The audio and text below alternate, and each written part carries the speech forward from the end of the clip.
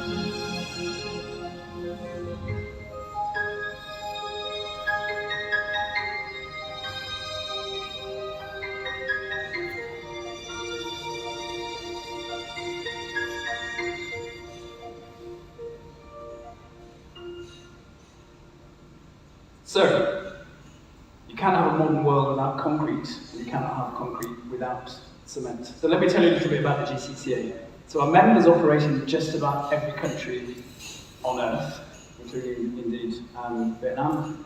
Great honour to be here as well, but of course we're privileged to get some, speak with greater one voice, the more companies that join us. So we have about 45 members, 30 what we call national associations and partners that also operate in every country just about around the world, from Thailand to China, US, UK, Europe, right around the world.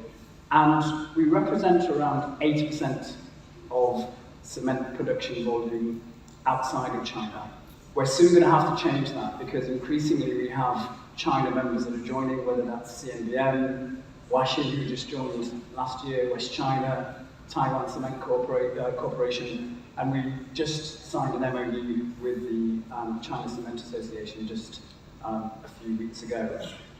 This is a picture from our conference of just last week, where 35 CEOs of our member companies attended, along with their leadership teams, to really discuss the net zero future and vision for the world. So critically important that we are an association that represents the CEOs and their leadership teams. So I talked about the essential role of cement and concrete. Easy for me to say, but it's very important that we ensure that other people think and speak to that as well. So here's just a couple of quotes from some important global players. The United Nations Secretary General, no less, opening our conference last year with these critical words about saying the cement sector, how fundamental that was to the world, but also, of course, how fundamental it was to increase the decarbonisation project. And John Kerry there, the US Special Envoy on Climate Change, also acknowledging the essential role of cement and concrete. Indeed, the UN Secretary General, it's always good to use the people's words. And I think you heard a little bit about it this morning, but I'm going to say it twice because it's really important. 3/4 of the infrastructure that the world will need by 2050 is yet to be built. 3/4. That's mind-blowing. Of course, he also invited all cement companies to join the GCCA, but I think the most important is that 3/4 figure. And why? It's because of the population growth, it's because of the megatrends, such as increased urbanization, but it's also as we move to build more resilient communities in the face of a changing climate. It's fundamental. You've seen these graphs all this morning, I think, just saying how critical the global south is in terms of cement production going forward. It's absolutely mission critical for the GCCA to make sure that we are representing Asia, Latin America, and increasingly Africa as well. We should all know this graph, of course. Why are cement and concrete fundamental? It's because of the innate properties that they have. It's abundant, affordable, strong, durable, and it has the ability not only to limit the scope of climate change, as it supports other industries in their decarbonisation journey, but also mitigate against the most harmful elements of climate change, indeed building more resilient communities. We all know of many of these projects, both here in Vietnam and around the world, whether it's the Panama Canal, that every trip a ship does saves millions of CO2 from going all the way around Latin America. The versatility of concrete, whether that's Sydney Opera House, the new models of building with 3D printing in Africa and Latin America. It's important that I go when I'm talking to the UN and others that don't really know about the industry, that they have a full understanding of the role of concrete. We all know that it's the most used material on Earth after water. But it's also vital to deliver the SDGs. The United Nations' own estimate is that 80%, or sorry, 92% of their own SDGs will be delivered by infrastructure and the built environment, and that of these, cement and concrete will play a role in about 50% of them. So whether it's elevating people out of poverty, whether it's life on land, whether it's delivering clean water and sanitation, cement and concrete have a fundamental role. Pictures speak 1,000 words. This is from a storm that happened in Miami, near Miami in Florida, just a couple of years ago. Hurricane Michael. You'll guess what that building was built off and what the rest weren't. I don't need to tell you, I think we can join the dots. It's not to gloat, but I think talking about resilience unashamedly is going to be much more important for certainly for the GCCA and for all of us that work across the cement and concrete industry. Cement-based materials are already a low-carbon solution. People forget that. It is the sheer volume of concrete that is used that is the challenge for us. The first graph here talks about how concrete sits along other building materials. And of course, by mass and by volume, we're over sort of 80% or 70%. But by CO2 emissions, we only account for something less than a third. So already because of the durability, recyclability, but also the innate chemistry of cement and concrete, we should be proud of saying it. It is because of the popularity of our product that we have this CO2 challenge that we need to fix. And that is indeed what the GCCA is committed to. It now sits at the heart of our mission. We are committed to building a sustainable future and resilient future for the world, but also for the industry. For the industry, that last point on there is really important. We need to ensure that the business case is made for the transition, that it is both viable and profitable, and that the cement industry can leverage the opportunities that the transition will deliver. So this is the, I guess, the strategic pillars of the GCCA, 5 of them. The net zero delivery sits at the heart of that. It's that arguably sort of 70% of my time is engaged in discussions in and around that. But also we have concrete promotion, wider sustainability, whether that's health and safety, water use, biodiversity, innovation. That's the key to unlocking the transition, I think, for us to make it more affordable, profitable, more effective. And then lastly, engagement with our members to be the voice of the sector leaders across the world. So just a little bit on net zero delivery. This comes from the delivery of our roadmap, which we launched back in 2021. It was fundamental for the industry to get together and make a commitment that by 2050, we would achieve net zero for concrete.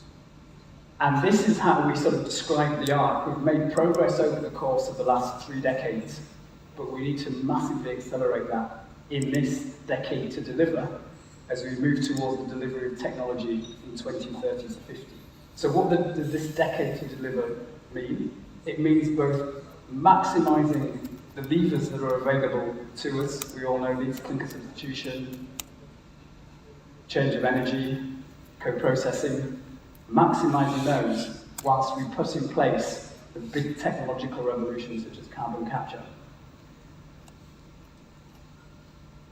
This is essentially the essence of our roadmap, and it points to all these different levers: efficiency in design and concrete, savings in cement and binder ratios, as well as clinker production, and then carbon capture, which accounts for around 36% of the lever as we move towards 2050. But the more that we can reduce CO2 in this decade, the less we will have to capture. So it's actually in our interest to expand and deliver these key essential ingredients. We'll also ensure that, that recarbonation is recognised by both the IEA and others as a legitimate lever. So as you know, concrete reabsorbs the CO2 that was released in the process of delivering and making cement. Concrete in its natural form will actually hold and sit as a permanent concrete sink, and we're making sure that that is established through different protocols. You can actually find all of this information on our website, so I do make sure that you sort of follow us and join the GCCA as well. But we have 4 priorities going forward. So we've talked about a global roadmap briefly. What's also important is that we help national associations and nation states deliver national roadmaps, as well as ensuring that we leverage the big international funding and stakeholder associations that we have. And that means increasingly reaching out to big organisations that can help deliver the funding, deliver the business case, and drive funds into the cement manufacturers themselves. And then finally, to spur innovation right across the world, and I'll get to that in a moment in terms of what we're doing. So this is what the picture of national roadmaps now look like. We're very pleased with the announcement of a China roadmap, which the GCCA will be helping to deliver. That is now underway. So the green ones are those that are published. The dark blue are those that are near completion, such as sort of India, and then the light blue ones are the ones that have been recently initiated that we expect to sort of be delivered over the course. So the coverage is very good. We expect to achieve 75% coverage of the globe by the end of the year in terms of national roadmaps that are underway. International collaboration, so being the voice of the industry to people like the UN, to the COPs. COP remains the biggest climate conference in the world for presidents, for kings, for governments. And the cement industry with the GCCA and our members now have a very strong seat at the table and are involved in a whole range of different initiatives. We sit actually on the stage in a number of different initiatives on behalf of the industry to make sure that we can help speak as one voice on a range of different topics. Different initiatives such as policies, getting the policies right across the globe that will really help us deliver this net zero transition. Just a few of the organisations that we work with on the left, arguably the big UN intergovernmental institutions and organisations, and on the right are many of those really important policy-making financial institutions that will help us deliver this transition. I wanted to just dwell for a moment on one of the stakeholders that we work with, UNIDO. And we tomorrow are signing an MOU with them. We invited them to our conference in Bangkok, our CEO gathering just last week. And they have this mechanism where they believe that they can help really facilitate and accelerate the transition. And what does it mean? It means delivering the policies, putting in place initial seed funding, and then finding a way to actually generate the large-scale financial systems and mechanisms that will deliver. So just last week, we were able to announce a multi-million-pound project that went to the Thai cement industry from UNIDO and the Canadian government. So there's the Minister of Industry from Thailand, the Canada ambassador, the president of the GCCA, UNIDO, and the local industry, all there making it happen. And we'll be delivering a suite of different projects, from sourcing where carbon can be stored, to looking at different mechanisms that can be engineered over the course. It's really important because the GCCA will be increasingly looking at different financing opportunities, which are massively important to many of our members in the global south. Are we making progress? Well, I always answer this question by saying that we are indeed making progress. If you look at the intensity of CO2 in cement, over the course of the last 3 decades, it has decreased by 23%. This is GNR, this is the GNR in members, as it were. So we measure our members' CO2 profile within the cement, and we publish this. We are transparent, we show this every year. It's a couple of years out of date for competition reasons, and then the next one is just about to come out, and we're hoping for another big step change as we move into next year. We also, when we go to engage with all the big stakeholders, we talk about the progress and the different case studies that all our members are engaged in. So we produce something called the Cement Industry Report, and we publish that at COP, and we use it to engage all the different stakeholders. So here's just a few examples from Asia Cement to Cementos Argos. I won't go through them all. Breeden, a carbon capture project, and Butsi that's looking at different solar power, CANASEM. So it's different associations, and all our members get to put in one really good example of which they're proud about when we publish this report. And again, you can download the industry report at your leisure from our website. So cement and concrete promotion, really important that we maintain and preserve a viable future for the industry. So a good bit of the work that we do is out in the world, engaging with the media, engaging with different stakeholders. So building on the momentum of the roadmap, it was before the roadmap and then after the roadmap, and that's given us the credibility with which we can have any number of these conversations. But also helping to really reshape and redefine the industry to one that is positive, to one that is innovative, to one that is diverse. And ensuring that we also achieve the different policies, changing standards that can help deliver the transition right across the world is what we're focused on. So we are moving sentiment. So when I started at the GCCA just 5 years ago, I was confronted by the Concrete Week in The Guardian, which for a week long, The Guardian, which is a big global media house, based in the UK, but it's one of the biggest in the world, published 20 different articles saying why cement and concrete were damaging for the world. The most destructive material on earth, they called it. So this was quite a baptism of fire, and we realised that we had a lot of work to do. But with the GCCA, with our members, we have been able to reposition, talk about the work we are doing, talk about the commitment, talk about the cases that our members are moving on. So by 2021, when we launched our commitment, we got very positive feedback in the Guardian itself. And then just last year, they actually published our very own global photography competition, showing all the positive elements of concrete around the world. So it's really changed, made a step change in how we think cement and concrete are perceived. So if you look at the positive, there's 25% of the articles that mentions cement and concrete around the world are now positive. And that's a sort of a 15% move, even from 2022. And from when we joined, it was only around 3% when the GCCA was augmented. That's not just the work of the GCCA, it's the work of our members who are putting their head above the parapet, who are engaging with the media, who are engaging with the public on social media, with their contacts in the traditional media as well. So we talk about a range of different topics, from positioning essential concrete to the net zero journey, but also talking about that this is now an industry that's fizzing with innovation, but it's also attractive. We want to make sure that we are recruiting recruits of tomorrow, showing that it's diverse, showing that it's an interesting and viable industry to come and work for. And then increasingly there is a sort of fifth wheel to the types of topic we're discussing. Nature, we've noticed, is really coming up on the agenda for things like COP. But actually we have a very, very positive story to tell.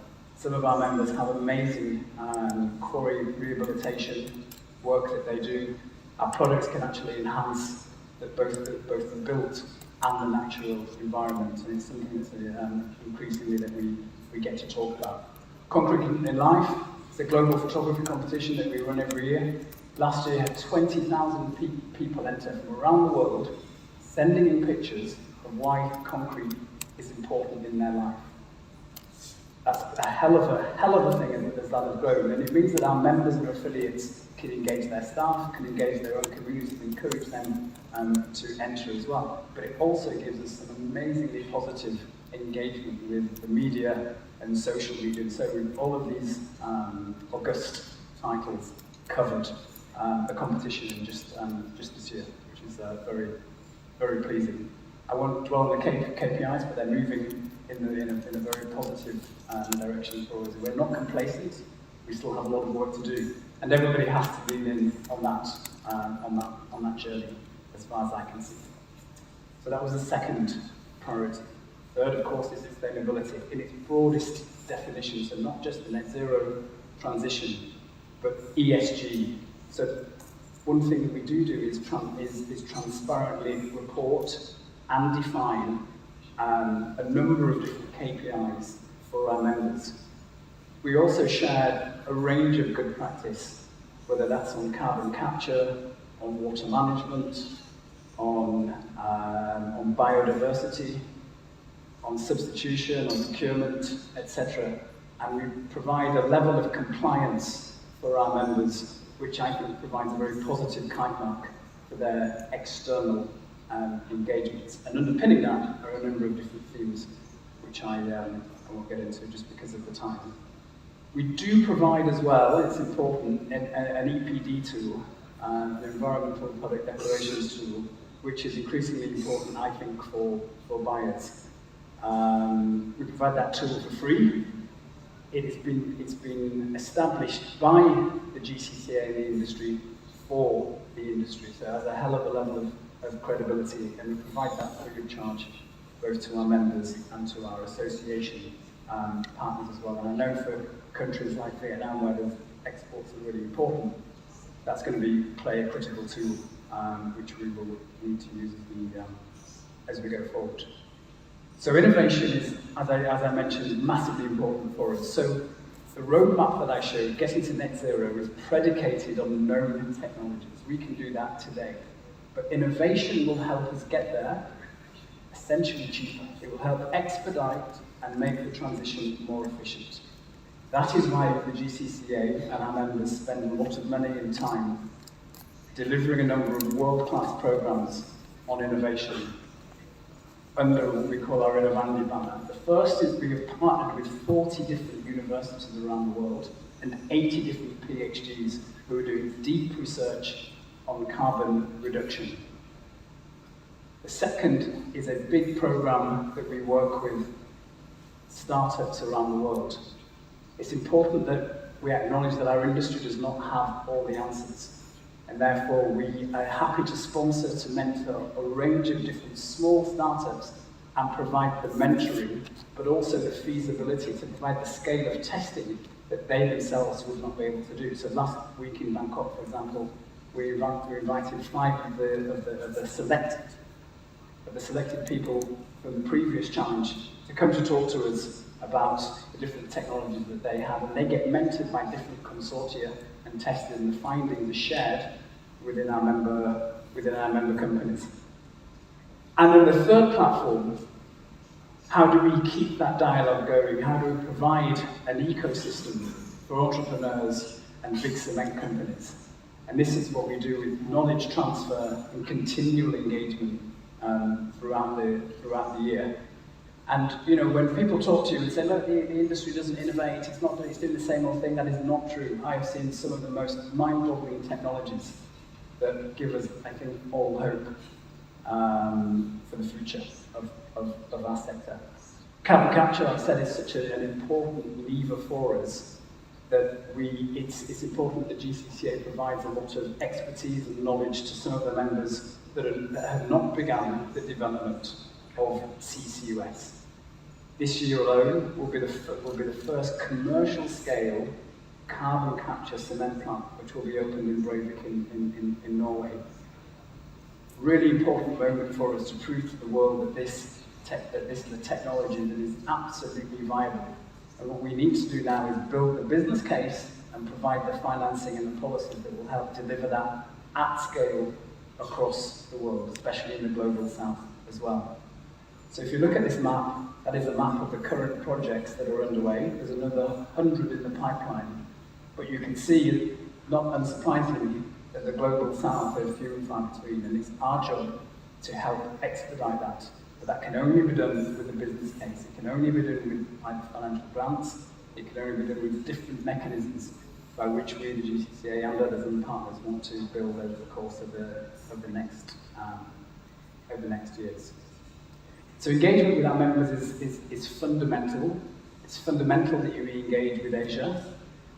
We hadn't been able to engage particularly with China until COVID ended, but we've made very significant gains in the course of just the last months.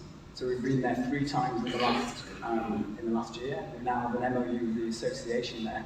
And we are a partner association with them now for delivering a China cement roadmap. That is absolutely fundamental to some of the engagements we do. So we go around the world and say, look, we've got this commitment, we're a global commitment, yes, we're going to get to net zero. They ask us, well, what's going on in China?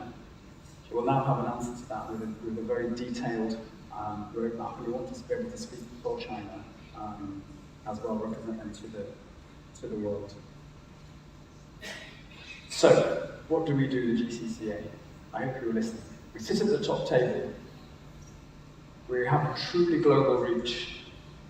We're innovation driven, and we also engage with the built environment, providing thought leadership.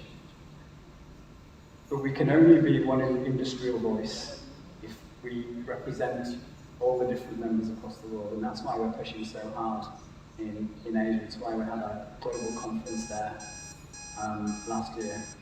I see my time is out, so I'm happy to take questions either now or over coffee in the course of the next day or two. It's been a very pleasure to say hello to those that I've met, so thank you.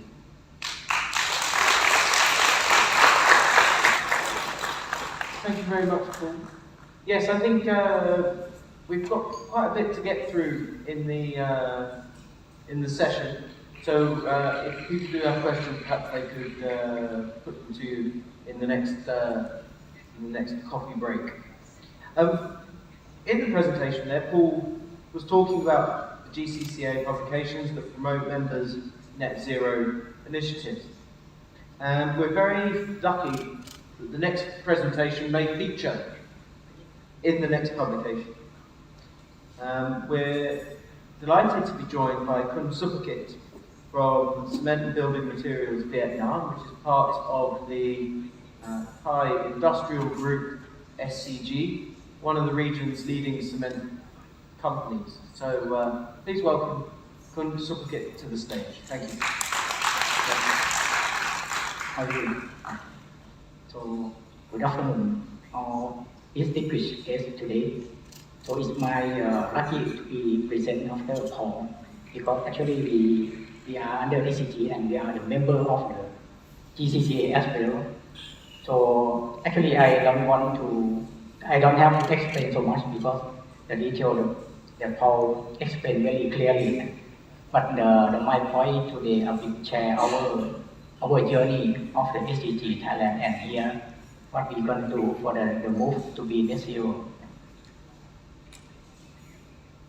Well, first, I introduce our company. We are the SDG in Thailand.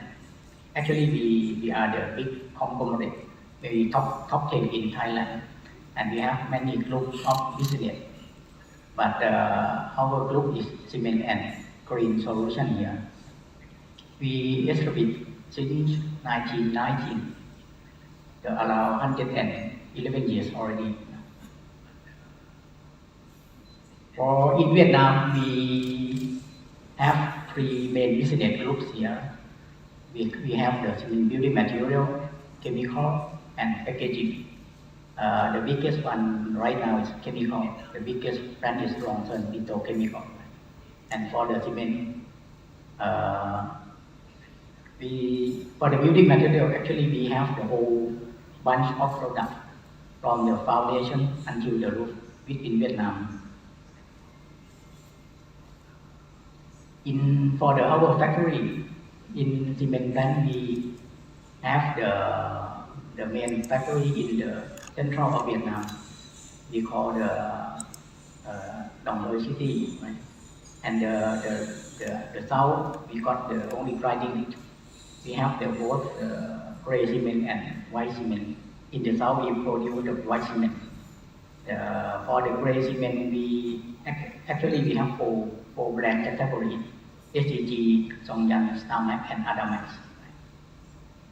And we got MMA since 2017, right? Around 7 years ago, since we moved to have a factory in Vietnam.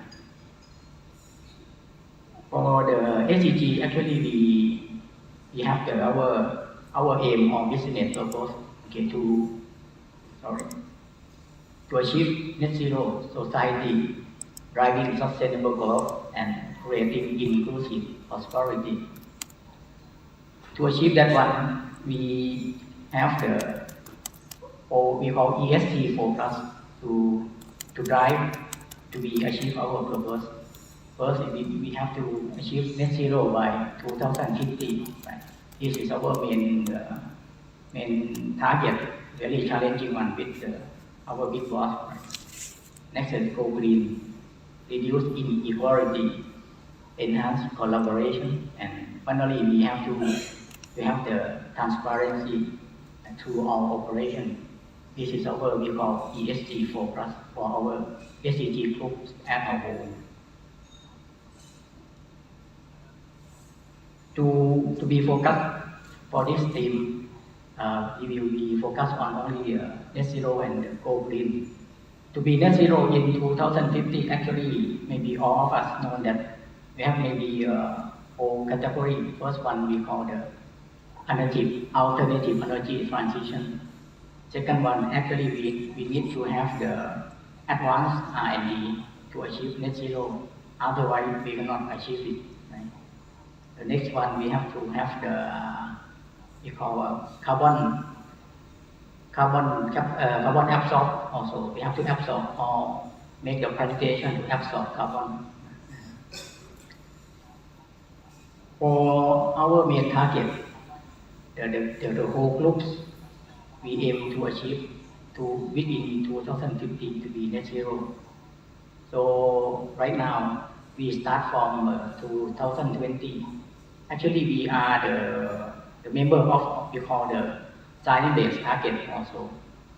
It means we have to commit to reduce the carbon emission year by year, and our aim is to be reduced to be first target within 2030. We have to reduce our ESG emission 20%.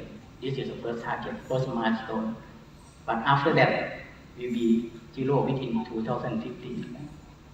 So the approach, right? Everybody knows low about energy efficiency, low GHG energy source, low carbon product, carbon capture, and eco natural climate solution. Also, this is the main approach we can achieve. I think somebody may see this graph may be a bit. I can say that we do not believe it first, because to be zero for the cement industry is quite challenging. This is the first I get the target. It seems for our team also, it will be it possible or not. But for the time being, and once we start day by day in the beginning, now I think we can better than our target already. But from 2030, this is very challenging one, because it needs technology like carbon capture or another advanced technology to move to be net zero. For our aim target, right now we can use our AF around 42%. But within 2030, we have to achieve 70% about alternative fuel to be substituted. Right? So the main source, like agricultural waste, municipal waste, and industrial waste. Like this is actually in Thai we have merely two kinds, like agricultural waste or energy pellet, and RDF and industrial waste. Or more or less, right now is around 50% to be used. The next one is the clean energy. We also use, as you see, the solar. The solar we apply both the farm floating and the solar roof. Right? Anyhow, we can achieve only 40% renewable power right now. Actually, we have to move to be 100%. But with the limit of the solar right now, technology we have to move to be next level is energy storage. That about battery or the e-sink, something that have to store energy on the daytime and use at the night time. But now in Thai we can say we install almost 100% on the daytime for the solar. Even in Thai, we also install the smart grid, because in the area that maybe this plant, there is no area to install the solar, but other plant is plenty of area, so we share the supply together and manage like the microgrid, and then connect to the public support. Another one, we have to promote low carbon product. We call low carbon product that you maybe see from the various previous presentation. And actually, we have to use the SCM to substitute the clinker ratio. Now we call the hybrid cement. We have now we are on the third generation already, and we will move to be the fourth generation will be soon. With this range, our clinker ratio is around 70 to 65% right now. The next one, if for the green, actually we have the target with our corporate. It means our percentage of product should be, we call the SDG green choice. Right now we have to be double. It means within 2030, all of our product portfolio should be around almost 70% to be green. If not, maybe it cannot have to be killed out. And for the clean product, we do not focus on the product, but actually we focus on the whole chain of the product to make sure that it is a clean product. This actually for the cement we call the low carbon cement, and for the chemical we use the eco-friendly, we call the green polymer. Another one is we have also the packaging. Right? Packaging, we also use the recyclable, reusable composite material. Also, this is the whole group of our green product. This another case for the Thai that we look like after we implement the GHG or the net zero pathway for a while, and we also do by our company, but actually with the commitment of our country, we have to support not only our organization but our country to let the country move along the commitment also. That's why we set we call the 4P Saraburi Sandbox, low carbon city. In Thailand, Saraburi is the biggest city that all cement plants located here. Maybe almost 80% of capacity cement plants located here. That's why we make collaboration within the province to set like the sandbox to work with the group and let the whole 4P mean consists of the public, private, people and partnership to work together to let look like some part after we execute or we do something we obstruct with the public or law and regulation. Some part our people, our community do not understand why we have to do, or actually we need the partner like GTCA or the supplier to support the technology or even the funding also. Without the collaboration, we cannot drive the success for the whole country. That's why we set this one we call to be the role model for the country. After this one successful, we can scale up to the countrywide. This is we call Saraburi Sandbox. It contains the 5 dimensions to execute. First, called energy transition. Next one, the industrial process or product use. Waste, cost effectiveness and correction. Agricultural or the land use, look like the plantation or carbon sink. This is we start implement around 2 years ago already, and now it's quite after implementing, I think from the feedback, the government or the public now start to understand and can look like to understand their role, how to support the private and the people also support what we are doing also. Now we are on the process, on the progress to scale up also. It's quite interesting. If anybody interested, you can visit our sandbox in Saraburi also if you come to Thailand. In Vietnam, let me zoom a bit in Vietnam. In Vietnam also we have the same target, 2050. So right now we use the AF around 25 to 30%, the renewable energy around 25 to 30 also, and the clinker ratio around 70%. For by 2030 we have to go to 70% also, and the renewable energy in Vietnam quite challenging here because of the EVN also now have not yet clear what should be moved next about this part. So that's why we have to wait and see about the law and regulation here. But anyhow, within 2050 we have to be zero, both the coal and the electricity also.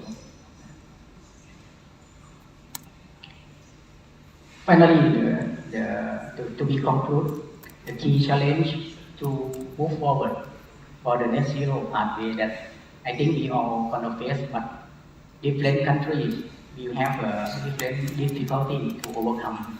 it should be customized by your own country. In our idea, the key one, because actually our cement is high energy intensity also. So this part is need high technology to be net zero. Right?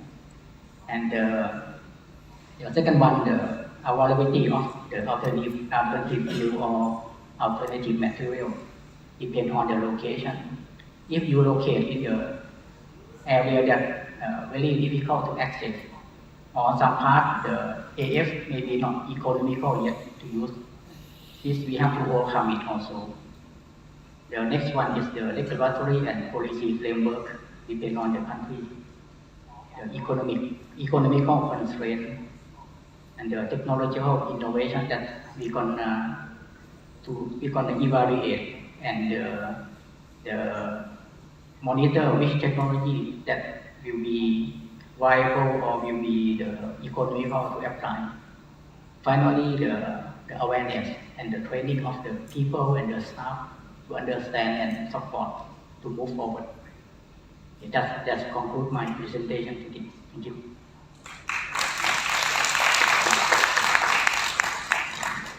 Thank you, Supakit. Very interesting presentation, and it's great to hear all the innovations going on in this part of the world. A lot of those innovations that we've heard about there, from alternative fuels to waste heat recovery to carbon capture and storage, are all going to have capital and operational costs to create, to install and to run. And we're very lucky to be joined by Tong and Wu from the IFC, International Finance Corporation, part of the World Bank Group here in Vietnam, who's going to join us and talk about the role that the IFC can play in promoting these decarbonisation projects within the cement sector. So I'd like to ask you to please welcome Tong and Wu.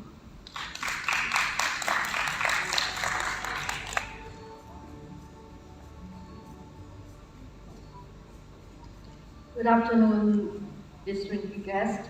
I'm very happy and pleasure to be here to share with you what IFC as a member of the World Group to support the decarbonization for the cement as a hard-to-abate sector into the net zero target.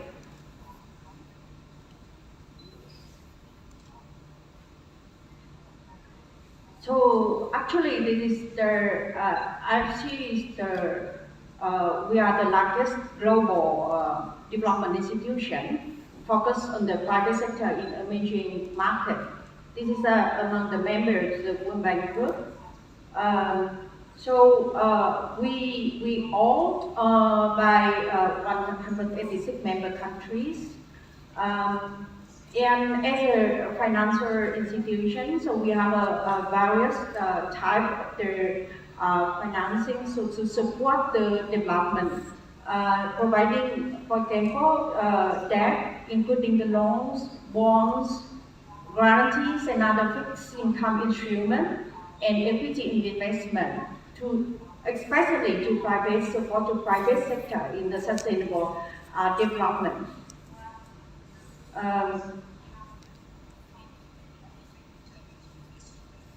So what is the difference here?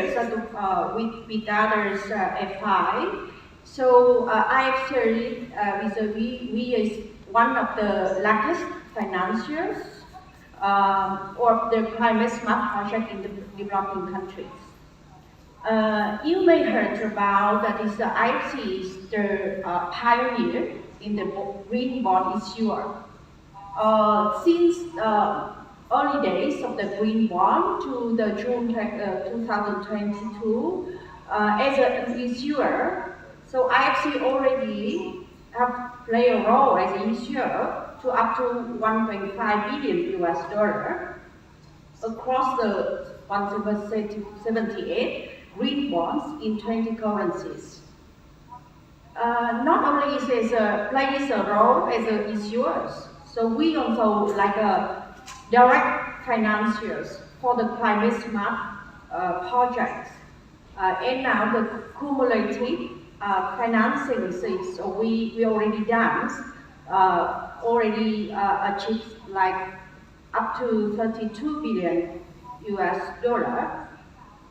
And not only they're using their IFC monies, but IFC also very strong in mobilize the resource, mobilize monies. So we already mobilized 25 billion US dollar as of financial year 2022 for the climate smart manufacturing project. And this is emphasize that as a World Bank Group now, since in the meeting in June 2021, so IFC committed that 100% of its investment will be aligned by July 2025. So, to be financed for the climate smart project, so this is a really need to have an innovative business model and instrument. So this is a really help the private sector can make it happen for the finance, for investment, for the sustainable projects. As I mentioned, so I see the sustainable finance financials, and we have the all the principles, sustainable finance principle, and you can see here. So this is a type very popular nowadays is the green bond or sustainable linked bond and blue bond. So this is a very a lot through the investor demand. For example, from green loan or green bond is required very strictly with the requirement definitions such as the green bond principle. And I see typically act as an anchor for the like an anchor investor for the first time, but this is really help the investor to prepare for the future repeat issues. For the investor, for the company who want to have meet the climate target, but more flexible flexibility in use of process. So this can apply with the sustainability linked bond or loan. So this is also very popular financing product from IFC. And last one, that is a blue loan. So everything related to the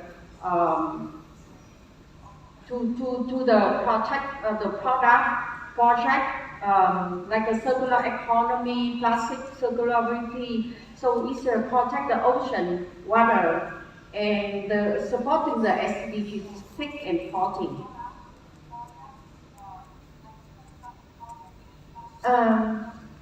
So specifically for the hard to abate sector, so it's clearly that is many speakers in the conference, we emphasize that cement or concrete is essential. We have to use cement. So and this is still a growing production is growing because as a gentleman from GCCA, that is a third quarter of the infrastructure project in 2050. This is will be in present in 2050, meaning that is a huge amount of cement need to be produced. So the mission is how we decarbonize. That is the process for the green or low carbon product. IFC is a player role as a develop FI financial institution. So we also seeing that is very important to focus to support the hard-to-abate sector to reduce the carbon emission or decarbonization, and cement is very strong because we all know that is the source of 7 to 8% of the carbon emission contribution globally. So the calculation, the market we have the study. We see that is from now to 2030s. The finance capital volume need for the decarbonization towards the net zero 2050 is globally it needs 340 billion US dollars. So this is a huge. And how that is the Asia development apply we can have. So it's also the data today.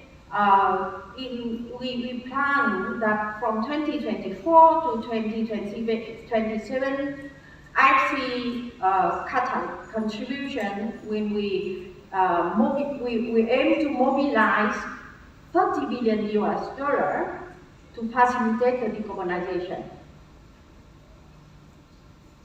The main thing that we do, that is the first, is very important to unlock the financing and tailor to the need of the decarbonization investment in emerging market at significant scale. We will see that is vary from region to region and also country to country. So this is really something that we tailor in every spaces to design that the good financial product to help the local manufacturing in the decarbonization. The second thing that we leverage the global expertise, experience. So we deploy the knowledge and advisory support so we can have the decarbonization, sharing the knowledge, capacity building. The third one that is also very important because nowadays so many development organizations working toward the net zero. So how we coordinate to leverage the support from the various development organizations to lead the decarbonization in the hard-to-abate industry. And last but not least, is very important that is the IFC to facilitate and support this development of standards, policy and regulation for green products. For example, we're talking about the material alternative. For example, if we're talking about LC3, but then here, for example, in Vietnam, we not yet have a standard. So how can the manufacturer can produce that type of product? So this is really something that I see. We work together with association here. We have a BNCA, we have a Ministry of Construction. So how to help with the regulation supportive for all the decarbonization projects.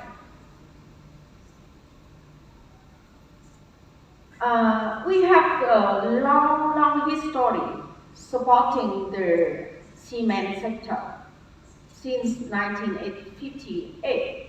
So you can see that is many long and also geographically around the world we support the cement sector. This is from Africa, from Asia, and here you see with Asia we have in Vietnam we finance for Home Sin, we have a Nissan. Asia we have China, Bangladesh, and India. Many. So this is really something that we look into the specific condition to support the sectors especially nowadays for the climate-related project.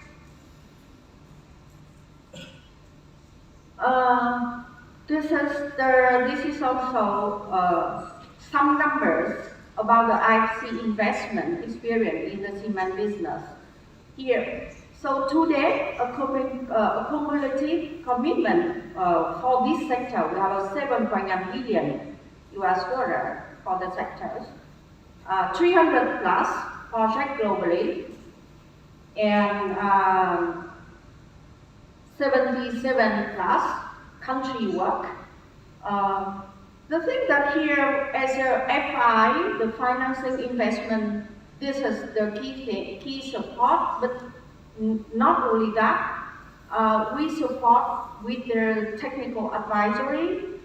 We have the in-house seasoned industry specialists to identify the project and support the client in implementation, considering with the performance standard from IFC that is recognized globally. As a sustainable leader, promote the ENS and corporate governance standards. So this is one. In the long list, so I would like to share with you the latest investment related to low carbon in cement. The one for the Votorantim Cimentos, this is a Brazil's company. The financing investment, the investment is the loan up to $150 million and released in August 2023. And the loan that helped the company to modernize the existing production and more related to the low carbon. This is the help the company to expand the co-processing capacity, and then it can help them to replace the fuel by the waste up to 70%. So this is really something that is help them in the net zero. And this is every time that is the financial and non-financial support is something that we offer for the client. So here beside the financing, so with the non-financials, this is we provide with the knowledge, capacity building for the team, for the company. The other case is the most recent. The loan is really just January this year, and this is a new support for the new production line of sulfate-resistant cement with the capacity of 2 million tons per year. Here is also change from the high carbon emission fuel to the cleaner fuel. As discussed, not only financing, so we try to do with the creating market activity. So we have many public knowledge works. For example, you can see most recent is we have the building green sustainable construction in emerging market just in October last year, and we have like a blueprint of the green industry for sustainable cement production in 2021. So this is really something that we share and we disseminate the knowledge of the sustainable manufacturing.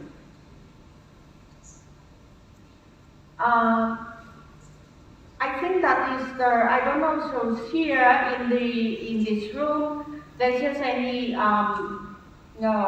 manufacturing company But this is really something very specific.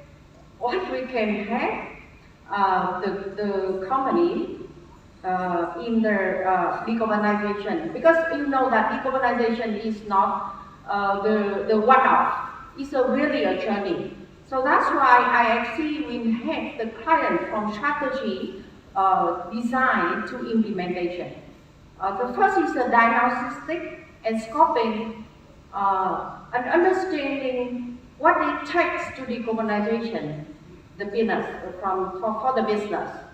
It's the baseline and accounting for the resource, including energy and material and GHG emission.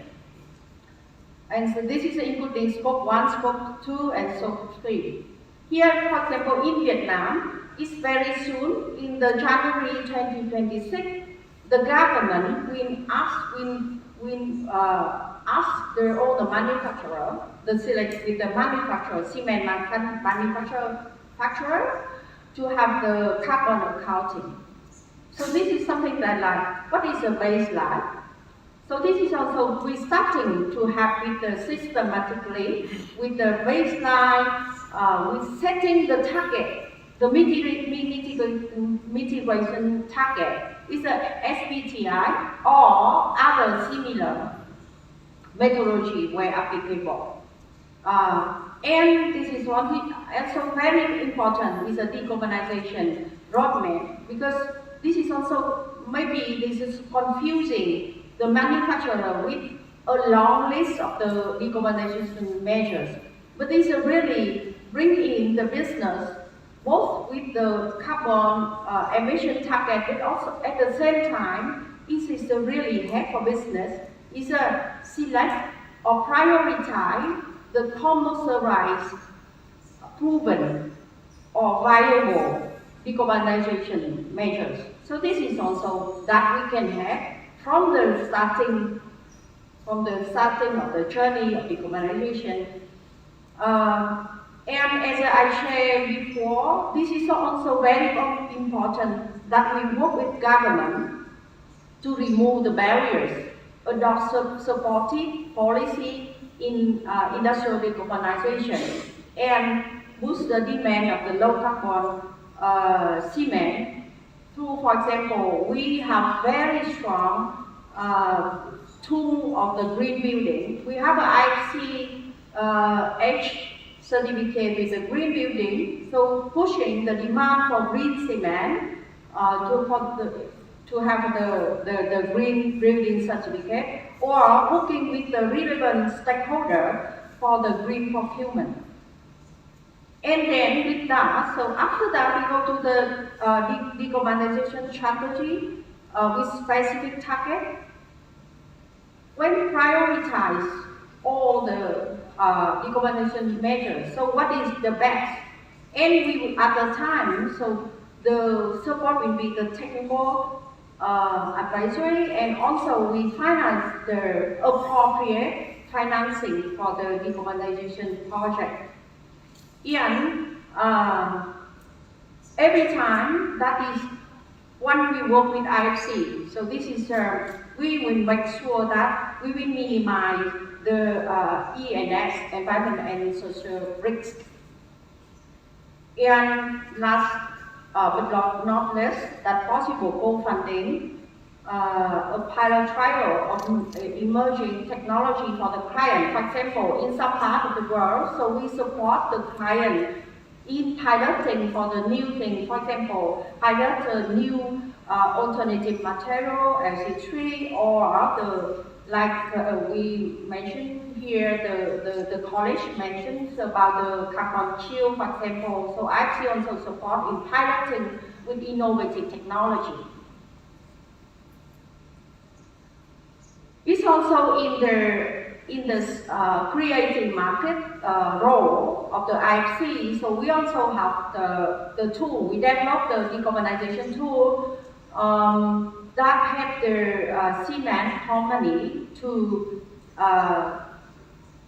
firstly estimate the baseline of the carbon footprint, and also evaluate the potential for decarbonization level.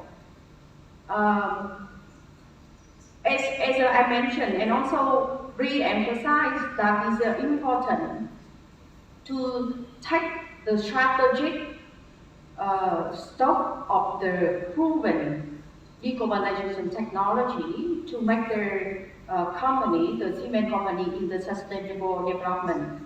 So building on the very high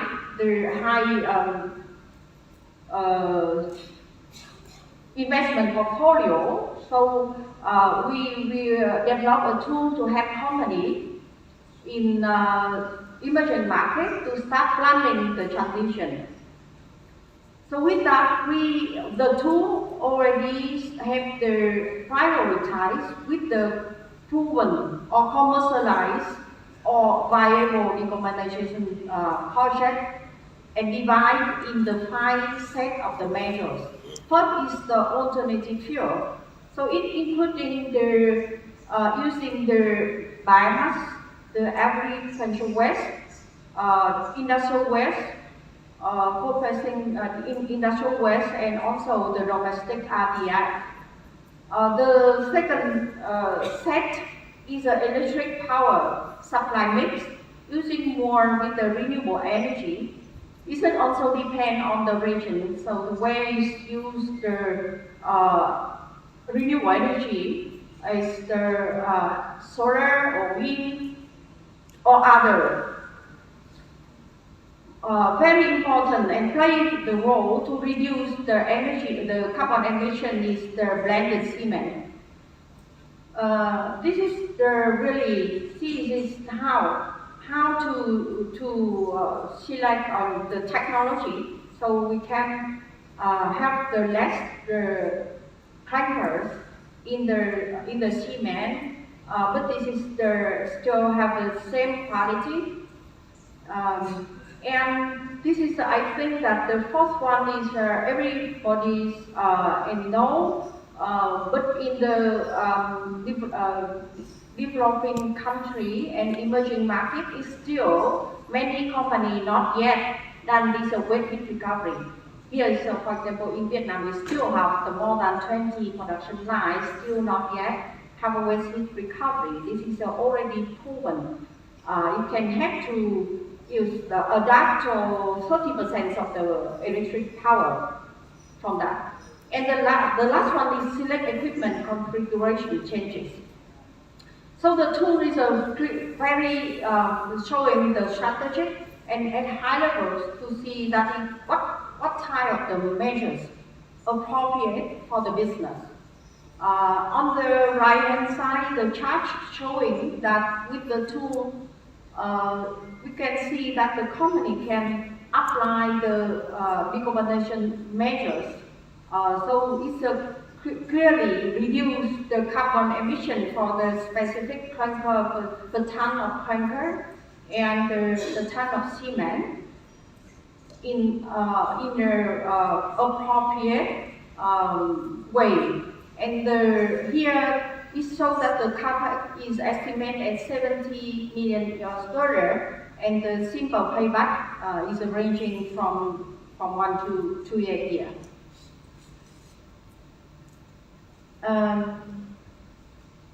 This is our previously I also showed the project example, but here this is also interesting case that we in FY22 we have the one company in Senegal, and this is help them to have construct a high fuel efficiency kiln and try to have in the use the alternative fuel with a capacity of 6.5 tons per day of clinker. That we have the company that is the long tenure of the loan of the financing that is not available in the market. That with that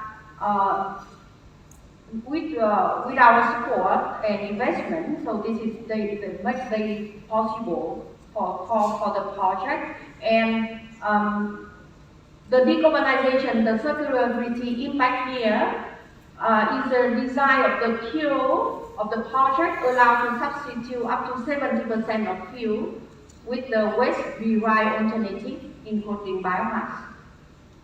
And all together, from the design performance, that the project will have reduced approximately 300 kilotons CO2 per year. The other very good example, and you can see that is the show that is the two things that we have the financing 500 million US$, but this is the in together the additionally the mainstream investment IFC is advisory work to resource efficiency, climate advisory, integrating low carbon solution in the existing and the new facility. So this is something that we really bring in the comprehensive support from financing to the and also advisory. Here is also including the gender advisory. This is also the sustainability strategy to promote the initiative in the support women in the workplace. The decarbonization circularity here is if we do to complete switch 100% from diesel to LNG and introduce 10 megawatt of solar power in energy mix. And the total impact is 270 kilotons CO2 equivalent per year.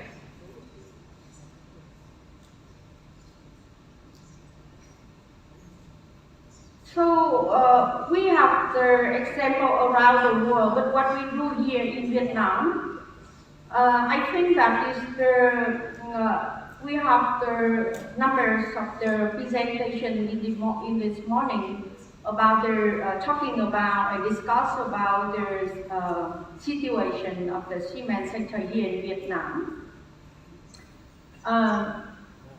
Here we see that we have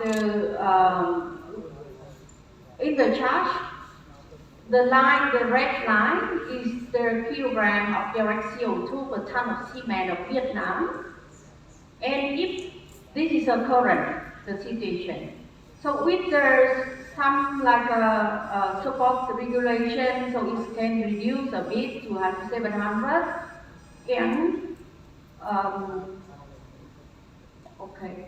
And with the other, so we can this is the blue one is the best the global. So we see that a big gap. Still the big gap of Vietnam and another region and the world. But we have to say that as our colleague in the Vietnam Cement Association with Kung and Mr. Long here, we have to say that Vietnam manufacturers, so we start here, the company start late but fast. With the support of all the regulation here, the government commitment to net zero in 2050, and the law of environmental protection, and the national building material strategy decision 1266 that is set the target, set the minimum of the emission per ton of the product. So this is really something pushing the local manufacturing for decarbonization. Also, besides the pushing from the regulation, so this is also like the pull from the market. Not only that this is a carbon border adjustment mechanism, CBAM, require the manufacturers for the transitioning toward low carbon manufacturing mode for sustainable business. This is only one of the examples, but the others, many others, is a trend. The trend the local manufacturer need to develop in their low carbon manufacturing mode if they want to sustain the business. So what I see is a promising decarbonization in cement sector in Vietnam. Firstly, we working with the BNCA and other stakeholders in their knowledge sharing, capacity building. We already last year we organized the really broad workshop, bringing the top experts to talking about the decarbonization, come here to share the experience. We will organize the training for the manufacturer on the decarbonization in the carbon accounting, to setting up how to reduce carbon emission.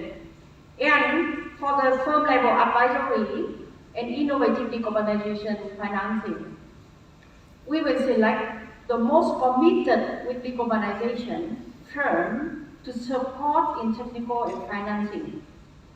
We are now helping with their support for the factory to do the feasibility study in the CCUS. We know that this is the really long term. It is not now, but at least we see that what it is, if it is Vietnam, and if it happens, if will happen, when it's viable. So we think it also shows that okay, this is not now. It's only the one unit for reduce to capture 100 tons of CO2. It already costs $50 million. The equipment itself, not transportation, not other things. So how? Why? This is only happen with the support from the government, with the cheap loan, with the others like the carbon pricing, carbon market, carbon offset. So this is everything that happened with the other one. But these are. We also see that is okay. Don't talk too much about with the specific emerging market about CCUS. Let's talk about energy efficiency and waste heat recovery. Already reduced a lot, right?